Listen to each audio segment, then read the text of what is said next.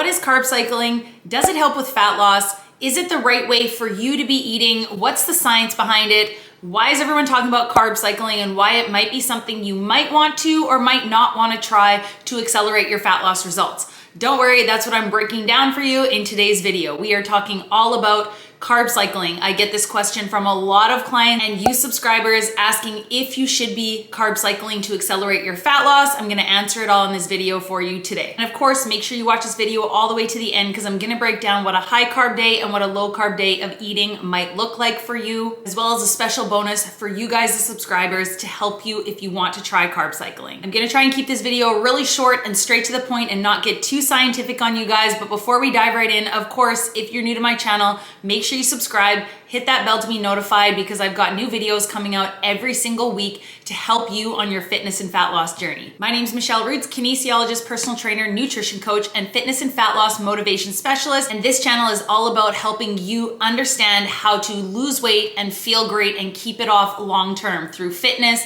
and fat loss tips. And of course, if you find this video helpful, make sure you give it a like and leave any questions in the comments below or share it with any of your friends and family that want to hear this information. Okay, let's get right into the main topic, carb cycling. What is carb cycling? Basically, put simply, it is days of eating higher carb and days of eating lower carb throughout the week. Most people usually plan higher carb days around their workouts. So if you're working out 3 days a week, 4 days a week, 5 days a week, those days that you are training, especially if you are strength training, those would be your higher carb days. On your rest days, or maybe the days where you're just doing conditioning or steady state cardio, you would make those your lower carb days. Some people even carb cycle on any given day. So they're only eating their carbs around their workouts and the rest of their day is going to be lower carb. So why would someone want to do that? Why will carb cycling actually help with fat loss? I'm going to start by saying there are not a lot of research studies done on carb cycling. However, I will break down for you what carb cycling has been found to do and the idea behind what it does and why it could be effective. Okay, so we all know that low carb or no carb diets can be very effective for fat loss. That has been a common trend for a very long time, and that's where carbs have gotten a bad name when it comes to eating if you are looking to lose weight. However, I talk about this all the time on this channel that carbs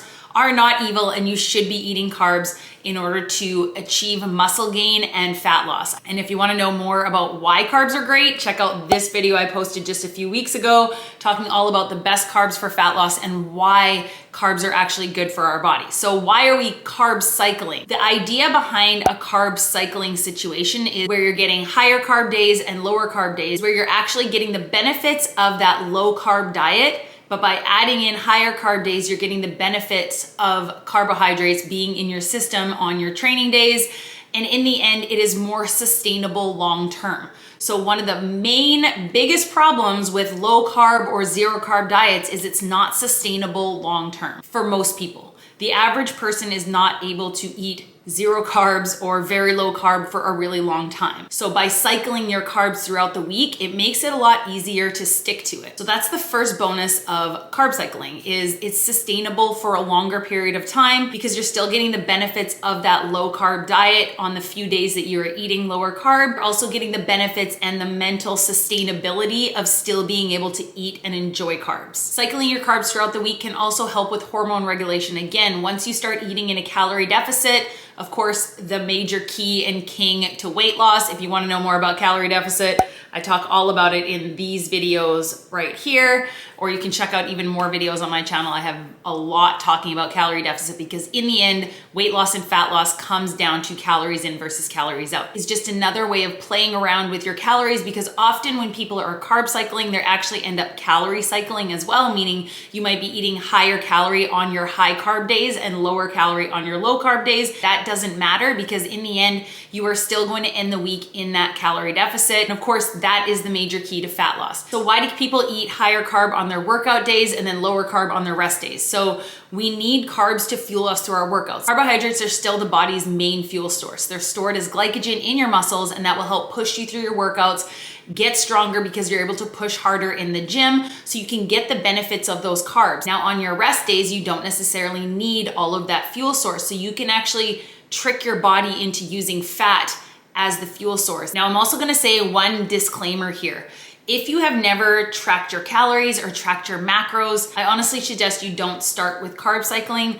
or if you do kind of a light carb cycling where you're not trying to track everything. I'm not gonna talk in this video into detail about how many grams of carbs you should be eating on your high carb and low carb days, because again, that depends on the type of training you're doing, how long you're training for, and every individual. But if you are a beginner and you don't necessarily want to get too technical and you want to just try out carb cycling, that is totally fine.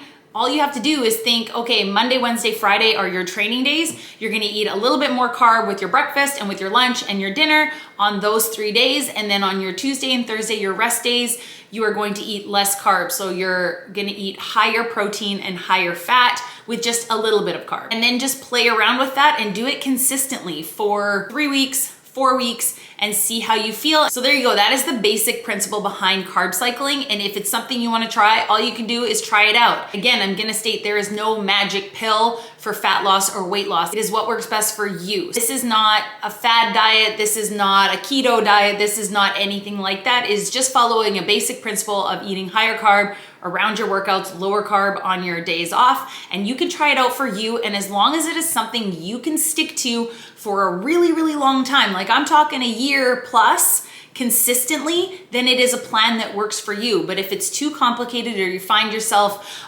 tracking your macros and you're trying to hit targets and you're again building that unhealthy relationship with food, because if you're on a lower carb day and you really start to crave carbs and you're, oh, now I can't have carbs because it's a lower carb day, and it's not benefiting you in a way that you're not having a healthy relationship with food, I would say it's not necessarily the best plan for you. Because again, the key to long-term fat loss success is meaning you lose the weight and you actually keep it off long-term, is building a healthy relationship with food. If you are coming out of a situation where you don't necessarily have a healthy relationship with food, I would suggest just going into a calorie deficit and eating everything in moderation and learning more about the foods that you put in your body, your macronutrients, your micronutrients. Binge watch my channel. I've got all kinds of videos to help you with that, because in the end, that is the most important. But if you are looking to dive more into carb cycling, as promised, I'm gonna go through a basic day of what carb cycling might look like. So here's an example of what you might eat on a low carb day. Okay, low carb day 1, we've got a breakfast frittata veggie muffin. So 3 muffins, 285 calories, 24 grams of protein. Snack 1, we've got a strawberry protein shake, 38 grams of protein.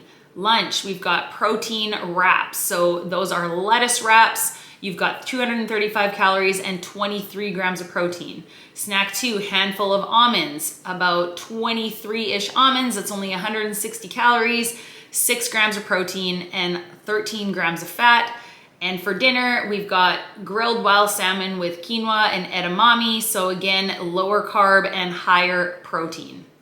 So that's something that a lower carb. So again, we're not completely cutting out carbs. We're just prioritizing our proteins and our fats on those days. And then we can look at what a higher carb day might look like. Okay, here's an example of what a high carb day might look like. Breakfast, we've got no bake oats, 300 calories and 40 grams of carbs with 24 grams of protein.